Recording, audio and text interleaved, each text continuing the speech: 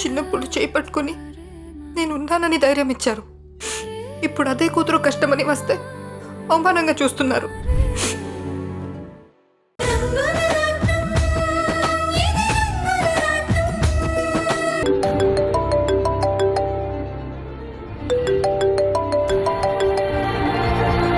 Hello, చెప్పండి dad. మీ ఆయన ఎక్కడున్నాడమ్మా? ఇంట్లోనే ఉన్నాడు. My dad. మీ అత్తామామలు ఎక్కడున్నారు? ఉదయమే బయటకెళ్లారు. ఆహా, ఎక్కడికెళ్ళారో తెలుసా? గుడికి వెళ్ళినట్టున్నారు డాడ్. కారు అడిగితే పోనీలే అని ఇచ్చాను. ఏమైంది డాడ్? ఈరోజు మీ అత్తయ్య పుట్టినరోజు. ఆ విషయం నీకు తెలుసా? అవునా? నాకు తెలియదు డాడ్. నీకు మీ ఆయనకు మాత్రమే తెలిసేసి, కానీ అందరికీ తెలుసు. నీకు ఇంకో విషయం చెప్పనా? ఏంటి డాడ్?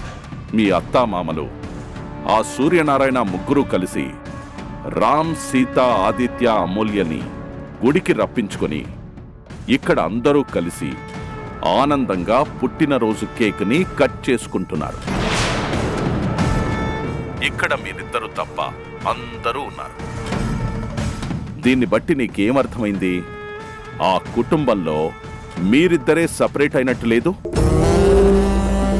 ఇలా వాళ్ళందరూ కలిశారు అంటే అందరూ మీ గురించే చర్చించుకుంటారు. మిమ్మల్ని ఎలాగైనా సరే ఇంటి నుంచి బయటికి పంపించాలి, ఆస్తిని తిరిగి వాళ్ళ చేతుల్లోకి ఎలా తెచ్చుకోవాలి అనే ఆలోచిస్తారు. నిజంగా వీళ్ళందరూ కలిసి ఇలా ప్లాన్ చేస్తారని అస్సలు అనుకోలేదు డాడ్. మనం కళ్ళు మూసుకొని ఉంటే వెనకాల నుంచి జరగాల్సినవి అలా జరిగిపోతుంటాయి బేబీ. దెబ్బ తిన్నవాడి కంటే దెబ్బ కొట్టినవాడు మరింత జాగ్రత్తగా ఉండాలి. ఎందుకంటే ఎటు నుంచి అటాక్ జరుగుతుందో తెలీదు. మంచో చెడో మీరిద్దరు కూడా ఇక్కడ ఉండుంటే ప్రాబ్లం ఉండేది కాదు. కానీ మీరు లేకుండా ఇక్కడ వీళ్ళు మాత్రమే కలిశారు అంటే అది మీకు మీకు ప్రమాదమే. గుర్తుంచుకో baby.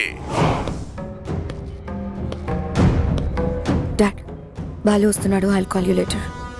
Okay baby, take care. Shashi, ఈరోజు ఆఫీస్లో మీటింగ్ ఉంది, త్వరగా వెళ్ళాలి. పద.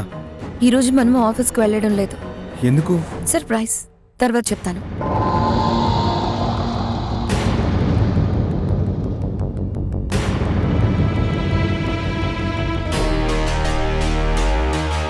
గంటయ్య, అమ్మా వెళ్ళి కేక్ తీసుకునిరా. అలాగే అమ్మా.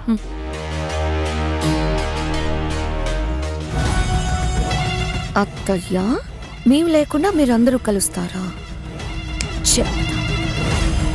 సరే, అందరం కలిసి దేవుడి దర్శనం చేసుకుందాం. రండి. రాములు,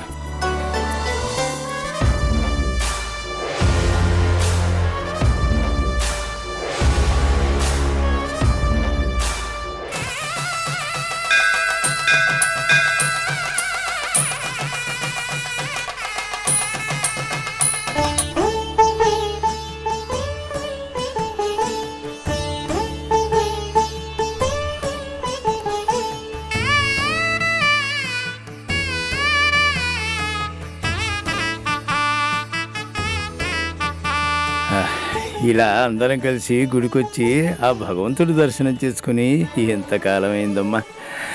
మిమ్మల్ని అందరినీ ఇలా చూస్తుంటే నా మనసుకు ప్రశాంతంగా ఉంది. ఆ బాలు, శశి కూడా మనసు మార్చుకొని అందరితో పాటు కలిసిపోతే ఎంత బాగుండేది.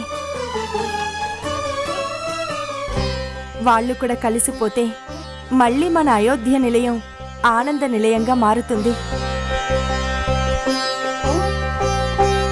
వాళ్ళు కూడా మారిపోతారు రాణి. కాలం ఎవరినైనా మార్చేస్తుంది. నువ్వు అలా చూస్తూ ఉండు, వాళ్ళల్లో కూడా మార్పు వస్తుంది. మార్పు ఎలా వస్తుంది? ఎందుకు వస్తుంది? బాలుకి ప్రతి క్షణం మీ మీద ద్వేషం నూరిపోస్తుంటే ఇక వాడిలో ఎందుకు మార్పు వస్తుంది? నా గొంతులో ప్రాణం ఉండగా మిమ్మల్ని మళ్ళీ ఆ ఇంట్లో అడుగు పెట్టనివ్వను. అదేమిటమ్మా మళ్ళీ వచ్చారు? ఇందాకనే కదా పూజ చేయించారమ్మా. ఇందాక నేను మాత్రమే స్వామి వారికి పూజ చేయించుకున్నాను.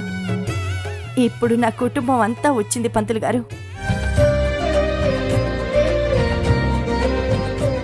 నా పుట్టినరోజుకి ఒంటరినైపోయాను అని ఆ స్వామి వారి ముందు బాధపడ్డాను.